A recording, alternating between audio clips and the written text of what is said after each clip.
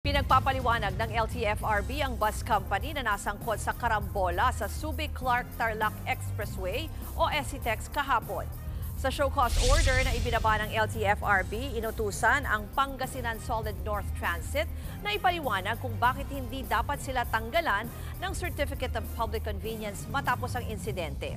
Ito ang permit na kailangan para makabiyahe ang mga bus. Pinadadalo rin sa hearing ang kumpanya at driver ng bus sa May 7. 10 ang kumpirmadong patay habang 12-12 ang sugatan sa karambola ng 5 sasakyan sa Tarlac Toll Plaza ng SCTEX kahapon. Kaugnay niyan, hustisya ang hiling ng mga kaanak ng mga nasawi sa nangyaring karambola sa SCTEX.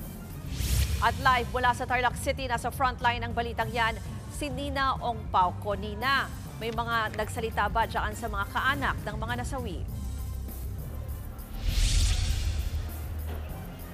Ruth, labis-labis na nagdadalamhati ang pamilya ng mga kaanak ng biktima sa karambola sa SCTEX kahapon.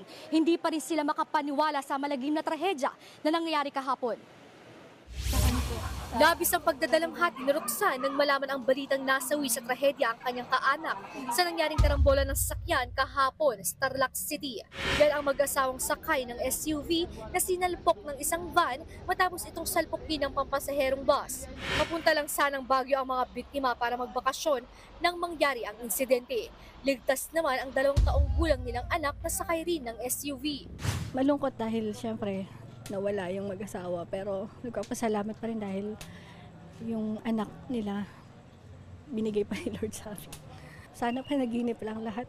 Nasawi rin ang 8 sakay ng van sa insidente. Kwento ni Emir na anak ng isa sa mga nasawi, hindi raw kinaya ng kanilang pamilya na mabalitaan ang trahedya. Nung nakumpirma po namin doon sa bahay, talaga pong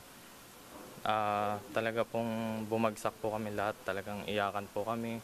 And then, ayun po, ano na lang po kami, parang kinomfort na lang po namin yung isa't isa sa nangyari po. Pati si Randy, na kapatid ng isa sa mga biktima, nanlambot na lang daw nang maabutang wala ng buhay sa ospital ang kanyang kaanak. Bali, mag-a-attend po sila ng children's camping po sa Artacho sa Pangasinan, sir. Opo, tapos po? Tapos, nalaman na lang namin, sabi ng kapatid ko kahapon, na kuya, madaling araw kami luluwas. Pero ang nangyari, sir, tanghali kanina, may nabalitaan na yung anak ko na banggahan dito sa may SCTEX. Hindi naman akalain na yung mga kapatid ko na pala yun.